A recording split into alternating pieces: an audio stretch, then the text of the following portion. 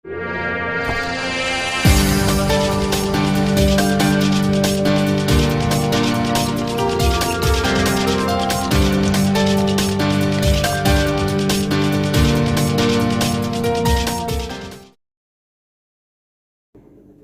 Friends, అందరికి నమస్కారం. నేను మీ శ్రీనాథరెడ్డి మిట్టపల్లి. ఇవాళ తారీఖు వచ్చి మార్చి 14, 2021 సంవత్సరం. ఇవాళ ముఖ్యాంశాలకు వచ్చినట్టయితే, సాధారణ ఆరోగ్య పరీక్షల కోసం చెప్పేసి కువైట్కి సంబంధించినటువంటి అమీర్ అయినటువంటి Sheikh Nawaf Al Ahmad Al Jaber Al Sabah గారు గత వారంలో ఇక్కడి నుంచి అమెరికాకు వెళ్ళారు కదా. అయితే ఇప్పుడు అతను ఆరోగ్య పరీక్షలు అతనికి పూర్తి అయిపోయి చాలా ఆరోగ్యంగా ఉన్నారు. అతను మళ్ళీ కువైట్కి రావడానికి అతనికి తిరుగు ప్రయాణం ఇవ్వడం జరిగింది. అయితే వచ్చేటప్పుడు తన పర్సనల్ పనుల కోసం చెప్పేసి యూరోప్ దేశానికి వెళ్ళి అక్కడి నుంచి కువైట్కి వస్తారని చెప్తున్నారు.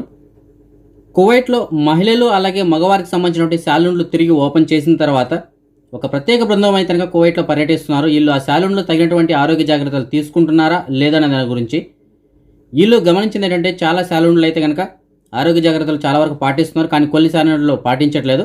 వాటికి ఆల్రెడీ నోటీసులు కూడా వీళ్ళు పంపించడం జరిగింది. అయితే వీళ్ళు చెప్తుంది ఏంటంటే, అన్ని శాలూన్లలో పనిచేస్తున్నటువంటి సిబ్బంది ఎవరైతే ఉంటారో వారందరికీ కరోనా టీకాలు కనుక ఇచ్చినట్టయితే బాగుందని చెప్పేసి వీళ్ళు గవర్నమెంట్కి చెప్పడం జరిగింది. ముబారకియా ప్రాంతంలో గత బుధవారం ఒక అగ్ని ప్రమాదం జరిగిందని చెప్పేసి మనం చెప్పుకున్నాం కదా. అయితే విచారణలో తెలియదంటే ఆ అగ్ని ప్రమాదం ఉద్దేశపూర్వకంగానే జరిగినట్టు చెప్తున్నారు. అక్కడ పనిచేసినటువంటి ఒక వ్యక్తి, ఏషియా దేశానికి సంబంధించిన ఒక వ్యక్తి, అక్కడ పని ముగించుకొని అందరూ ఇంటికి వెళ్ళేటప్పుడు అక్కడ ఉన్నటువంటి లాకర్ ఓపెన్ చేసినట్టు అతను గమనించి అక్కడే దాంకొని ఒక 3 గంటల పాటు అక్కడే ఉండి అక్కడ ఉన్నటువంటి ఒక 9,000 దినార్లు అయితే కనుక తీసుకొని వెళ్ళేటప్పుడు అక్కడ అగ్ని ప్రమాదం సృష్టించి అక్కడి నుంచి పారిపోయినట్టు వీళ్ళ విచారణలో తెలియంది. ఆ తర్వాత వీళ్ళైతే అతను ఇంటికి వెళ్ళి సోదా చేయడంతో అతని ఇంట్లో 9,000 దినార్లు కూడా దొరికింది. ఇప్పుడు ప్రస్తుతానికి అయితే అతన్ని అరెస్ట్ చేసి విచారణ కోసం చెప్పేసి స్టేషన్కి తరలించడం జరిగింది.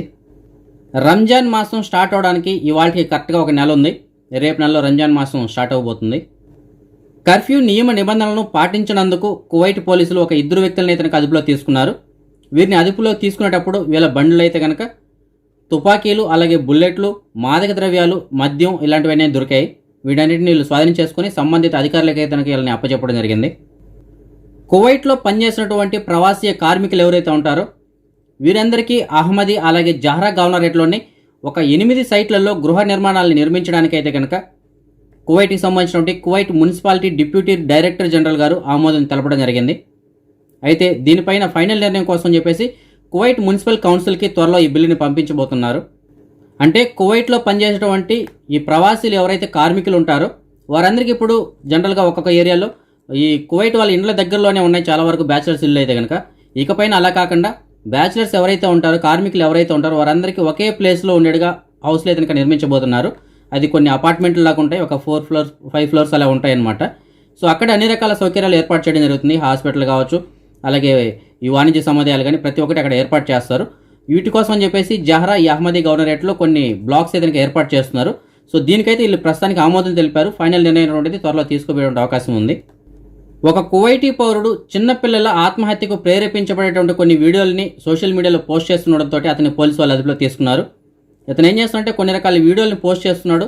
అందులో ఎత్తైన ప్రదేశాల కిందకి ఎలా దూకాలి, అలాగే ఉరివేసుకోవడం ఎలాగ చనిపోవాలి, ఇలాంటి వీడియోలు ఉన్నాయి అందులో. సో వీటిపైన కంప్లైంట్ రావడంతో పోలీసు వాళ్ళు అయితే ప్రస్తుతానికి అతను అదుపులో తీసుకోవడం జరిగింది.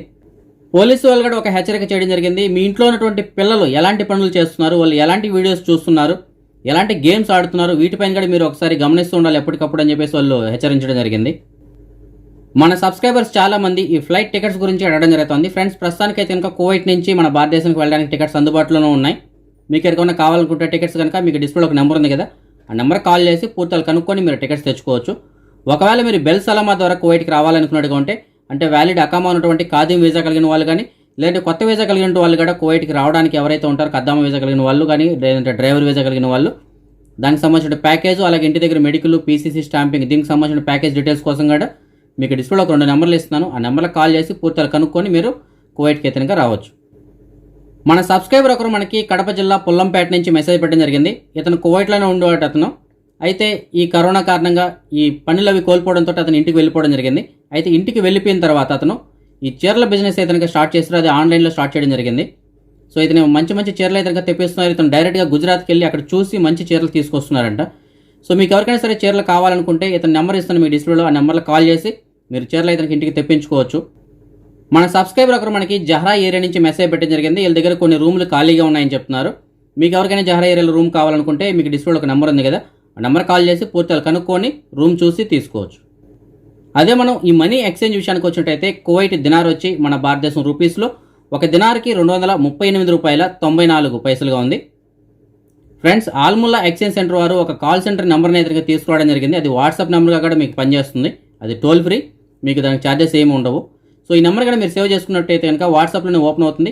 అందులో జస్ట్ మీరు హాయ్ అని మెసేజ్ పెట్టినట్టారంటే మీరు ఏ నెంబర్తో అయితే రిజిస్టర్ అయ్యి ఉంటారో అంటే ఆల్ముల్లాలో ఆ నెంబర్ నుంచి మీరు హాయ్ అని మెసేజ్ పెట్టినట్టయితే వాట్సాప్లో ఆ నెంబర్ సేవ్ చేసుకొని మీకు లాస్ట్ ట్రాన్సాక్షన్ అంటే మీరు ఇప్పుడు లాస్ట్ ఏదైతే అమౌంట్ పంపించినట్టో దానికి సంబంధించినటువంటి రిసిప్ట్ కానీ అలాగే మీకు ఏదైనా సందేహాలు ఉన్నా సరే ప్రతి ఒక్కటి ఇందులో అయితే తెలుసుకోవచ్చు. ఇది మీకు 24 hours అందుబాటులో ఉంటుంది. అదే మనం బంగారం విషయానికి వచ్చినట్టయితే కువైట్లో ఉన్న మాలియాలో ఉన్నటువంటి సూకల్ వతియాలో ఉన్న ఎఫ్కే జ్యువెలర్స్ వాళ్ళు అందించినటువంటి సమాచారం మేరకు 1 గ్రాము బంగారం వచ్చి 22 క్యారెట్ల బంగారం అయితే 16 దినార్ల 400 పిల్స్గా ఉంది. అదే 24 క్యారెట్ల బంగారం అయితే 16 దినార్ల 889 పిల్స్గా ఉంది. ఇప్పుడు మనం ఈ కరోనా వ్యాధికి సంబంధించినటువంటి అప్డేట్స్ చూద్దాం. ముందుగా కువైట్ విషయానికి వచ్చినట్టయితే కువైట్లో నిన్న ఇవాళ అయితే కనుక నమోదైనటువంటి కొత్త కేసుల కన్నా రికవరీ కేసులు ఎక్కువగా ఉన్నాయి. గడిచిన 24 గంటల్లో కువైట్లో ఒక 6173 మందికి ఈ కరోనా టెస్టులు చేయంగా అందులో 1063 మందికి కరోనా పాజిటివ్ రావడం జరిగింది. దీంతో కలిపి ఇప్పటివరకు కువైట్లో నమోదైనటువంటి మొత్తం కేసుల సంఖ్య 2,09,523కి చేరుకుంది. ఇందులో ఒక 14,179 మంది వ్యాధికి ఇంకా ట్రీట్మెంట్ తీసుకుంటూ ఉండగా ఇవాళ సుమారుగా 1,390 మంది వ్యాధి నుంచి కోలుకోవడంతో మొత్తం కోలుకున్న వారి సంఖ్య 1,94,172కి చేరుకుంది. అలాగే దేశవ్యాప్తంగా గడిచిన 24 గంటల్లో ఒక 7 మంది ఈ వ్యాధి కారణంగా చనిపోవడంతో మొత్తం చనిపోయిన వారి సంఖ్య 1,172కి చేరుకుంది కువైట్లో. అదే మన భారతదేశం విషయానికి వచ్చినట్టయితే మన భారతదేశంలో ఇప్పటివరకు సుమారుగా ఒక 2,73,45,191 మందికి కరోనా టీకాలు అయితే అందించడం జరిగింది. ఇవాళ మన భారతదేశంలో ఒక 25,959 కొత్త కరోనా కేసులు రావడంతో మొత్తం కేసుల సంఖ్య 1,13,84,604 చేరుకుంది. ఇందులో ఒక 2,16,027 మంది వ్యాధికి ఇంకా ట్రీట్మెంట్ తీసుకుంటూ ఉండగా ఇవాళ సుమారుగా 17,310 మంది వ్యాధి నుంచి కోలుకోవడంతో మొత్తం కోలుకున్న వారి సంఖ్య 1,10,05,165కి చేరుకుంది. అలాగే దేశవ్యాప్తంగా గడిచిన 24 గంటల్లో ఒక 116 మంది వ్యాధి కారణంగా చనిపోవడంతో మొత్తం చనిపోయిన వారి సంఖ్య 1,58,758 చేరుకుంది. మహారాష్ట్రలో గడిచిన 24 గంటల్లో 16,620 కేసులు నమోదై, అలాగే కేరళలో 1,792 కేసులు నమోదై. అదే మన తెలుగు రాష్ట్రాల విషయానికి వచ్చినట్టయితే ఆంధ్రప్రదేశ్లో ఇవాళ కొత్తగా 298 కేసులు రావడంతో మొత్తం కేసుల సంఖ్య 8,91,861 చేరుకుంది. ఇందులో ఒక 1,400 మంది వ్యాధికి ఇంకా ట్రీట్మెంట్ తీసుకుంటుండగా ఇవాళ సుమారుగా 164 మంది వ్యాధి నుంచి కోలుకోవడంతో మొత్తం కోలుకున్న వారి సంఖ్య 8,83,227కి చేరుకుంది. అలాగే రాష్ట్ర వ్యాప్తంగా గడిచిన 24 గంటల్లో ఒక ఇద్దరు ఈ వ్యాధి కారణంగా చనిపోవడంతో మొత్తం చనిపోయిన వారి సంఖ్య 7,184కి చేరుకుంది.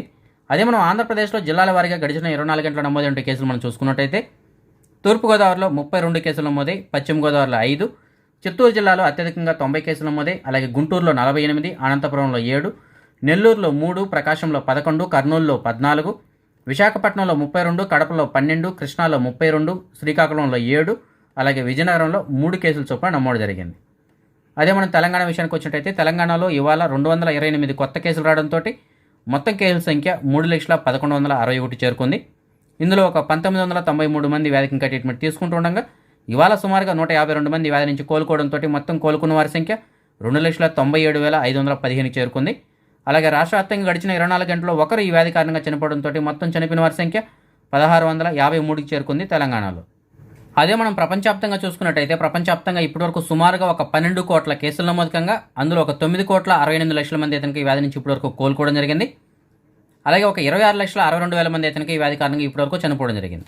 అదే మనం నిన్నటి విషయానికి వచ్చినట్టయితే ప్రపంచం మొత్తం మీద సుమారుగా ఒక 4,42,500 కేసులు నమోదుకంగా అందులో ఒక అమెరికాలోనే 48,800 కేసులు నమోదై, అలాగే బ్రెజిల్లో అమెరికాని మించి కేసులు నమోదవడం జరిగింది. 70,900 కేసులు నమోదై.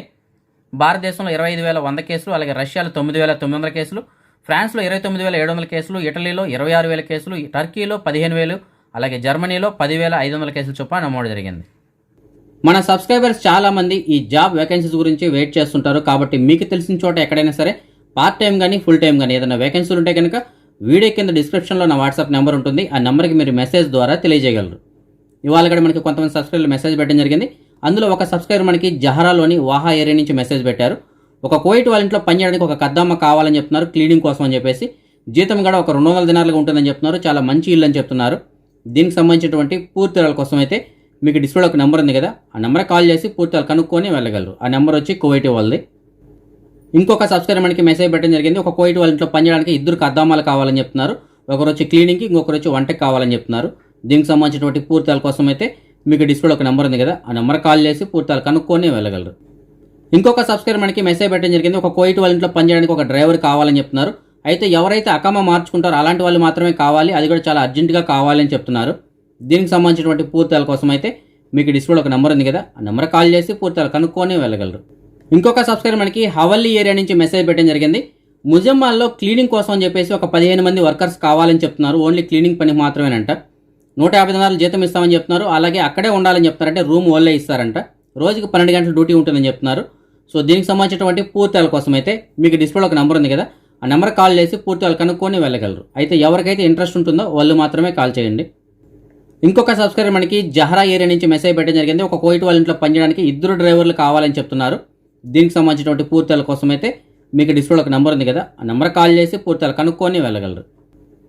ఇంకొక సబ్స్క్రైబర్ మనకి మంగఫ్ ఏరియా నుంచి మెసేజ్ పెట్టడం జరిగింది. ఆడవాళ్ళకి సంబంధించినటువంటి టైలర్ షాప్లో పనిచేయడానికి ఒక మగ టైలర్ కావాలి అని చెప్తున్నారు. దీనికి సంబంధించినటువంటి పూర్తిల కోసం అయితే మీకు డిస్ప్లేలో ఒక నెంబర్ ఉంది కదా, ఆ నెంబర్ కాల్ చేసి పూర్తిగా కనుక్కొని వెళ్ళగలరు. ఇంకొక సబ్స్క్రైబర్ మనకి జహరా ఏరియా నుంచి మెసేజ్ పెట్టడం జరిగింది. ఒక కువైట్ వాళ్ళ ఇంట్లో పనిచేయడానికి ఒక ఖద్దామా కావాలని చెప్తున్నారు. వంట చేసుకొని క్లీనింగ్ కూడా చేసుకోవాల్సి ఉంటుందంట. దీనికి సంబంధించినటువంటి పూర్తిల కోసం అయితే మీకు డిస్ప్లేలో ఒక నెంబర్ ఉంది కదా, ఆ నెంబర్ కాల్ చేసి పూర్తిగా కనుక్కొని వెళ్ళగలరు. ఇంకొక సబ్స్క్రైబర్ మనకి జహరాలోని తైమా ఏరియా నుంచి మెసేజ్ పెట్టడం జరిగింది. ఒక కువైట్ వాళ్ళ ఇంట్లో పనిచేయడానికి ఒక ఖద్దామా కావాలని చెప్తున్నారు. మంచి జీతం ఇస్తారంట. దీనికి సంబంధించినటువంటి పూర్తిల కోసం అయితే మీకు డిస్ప్లేలో ఒక నెంబర్ ఉంది కదా, ఆ నెంబర్ కాల్ చేసి పూర్తిగా కనుక్కొని వెళ్ళగలరు. ఇంకొక సబ్స్క్రైబర్ మనకి మెసేజ్ పెట్టడం జరిగింది. జహరా ఏరియా నుంచి ఇతనికి డ్రైవర్ పని కావాలి అని చెప్తున్నారు. ఎక్కడైనా సరే టెంపరవరీగా పని ఉంటే కనుక ఒక 3-4 నెలలు చేస్తాను, ఆ పని కనుక నచ్చినట్టయితే కనుక వాళ్ళకి నాకు బాగుంటే కనుక నేను అకామా మార్చుకుంటానని చెప్తున్నారు. సో మీకు తెలిసిన వాళ్ళు ఎవరైనా సరే టెంపరవరీగా డ్రైవర్ కావాలని అనుకుంటే మీకు డిస్ప్లేలో ఒక నెంబర్ ఉంది కదా, ఆ నెంబర్ కాల్ చేసి అతనికి సమాచారం అందించగలరు. ఇంకొక సబ్స్క్రైబర్ మనకి మెసేజ్ పెట్టడం జరిగింది. అతనికి డ్రైవర్ పని కావాలి అని చెప్తున్నారు. సో మీకు తెలిసిన చోట ఎక్కడైనా సరే డ్రైవర్ పని ఖాళీగా ఉన్నట్టయితే మీకు డిస్ప్లేలో ఒక నెంబర్ ఉంది కదా, ఆ నెంబర్ కాల్ చేసి అతనికి సమాచారం అందించగలరు. ఇంకొక సబ్స్క్రైబర్ మనకి మెసేజ్ పెట్టడం జరిగింది. వీళ్ళిద్దరు భార్యాభర్తలు ఉన్నారంట. ఒకే ఇంట్లో పని కావాలని చెప్తున్నారు. ఎక్కడైనా ఒకే ఇంట్లో డ్రైవర్ పని అలాగే ఖద్దామా పని కనుక ఉన్నట్టయితే మీకు డిస్ప్లేలో ఒక నెంబర్ ఉంది కదా, ఆ నెంబర్ కాల్ చేసి అతనికి సమాచారం అందించగలరు. ఇంకొక సబ్స్క్రైబర్ మనకి ఇండియా నుంచి మెసేజ్ పెట్టడం జరిగింది. ఇతనికి ఒక కొత్త వీసా కావాలని చెప్తున్నారు. ఖాదీం డ్రైవర్ వీసా కావాలంటే అది బయటికి కావాలని చెప్తున్నారు. అంటే డబ్బులు కట్టి ఇతను బయటికి వెళ్ళిపోతామని చెప్తున్నారు. సో మీకు తెలిసిన వాళ్ళు ఎవరైనా సరే బయటికి కొత్త వీసా ఇస్తాము అని అడిగి మీకు డిస్ప్లేలో ఒక నెంబర్ ఉంది కదా, ఆ నెంబర్ కాల్ చేసి అతనికి సమాచారం అందించగలరు. ఇంకొక 2 సబ్స్క్రైబర్లు మనకి ఇండియా నుంచి మెసేజ్ పెట్టడం జరిగింది. వీళ్ళకి కూడా ఇంట్లో పనిచేయడానికి డ్రైవర్ వీసా కావాలి అని చెప్తున్నారు. కొత్తది కావాలంట. వీళ్ళ ఒకరికి వచ్చి కొత్త వీసా కావాలి, ఇంకొకరికి వచ్చి ఆల్రెడీ ఇంతకుముందు కువైట్లో పనిచేసినటువంటి అనుభవం కూడా ఉంది. కాబట్టి మీకు తెలిసిన వాళ్ళు ఎవరైనా సరే కొత్త డ్రైవర్ వీసా ఇస్తాము అని అడిగి మీకు డిస్ప్లేలో ఒక 2 నెంబర్లు ఉన్నాయి కదా, ఆ నెంబర్లకు కాల్ చేసి వాళ్ళకి సమాచారం అందించగలరు. ఇవాళ మన సబ్స్క్రైబర్స్ యొక్క కొంతమంది పిల్లలు పుట్టినరోజు జరుపుకోవడం జరుగుతుంది. అందులో లాసి ప్రియా ఇవాళ పుట్టినరోజు జరుపుకోవడం జరుగుతుంది. అలాగే ఆదిత్య కుమార్ 4వ సంవత్సరం పుట్టినరోజు జరుపుకోవడం జరుగుతుంది. అలాగే సాయి పృథ్వీరాజు 4వ సంవత్సరం పుట్టినరోజు జరుపుకోవడం జరుగుతుంది. వీరి ముగ్గురికి నా తరపున అలాగే మన ఛానల్ సబ్స్క్రైబర్స్ అందరి తరపున పుట్టినరోజు శుభాకాంక్షలు. ఇంకా ఎవరైనా మన సబ్స్క్రైబర్స్ యొక్క పిల్లలు పుట్టినరోజు జరుపుకుంటా అంటే వారందరికీ కూడా నా తరపున అలాగే మన ఛానల్ సబ్స్క్రైబర్స్ అందరి తరపున పుట్టినరోజు శుభాకాంక్షలు. ఓకే ఫ్రెండ్స్, ఇవి ఇప్పటివరకు ఉన్నటువంటి అప్డేట్స్ అయితే కనుక రేపు రాత్రి 9 గంటలకు వచ్చే వీడియోలో మరిన్ని అప్డేట్స్తో కలుసుకుందాం. అంతవరకు సెలవు. జై హింద్.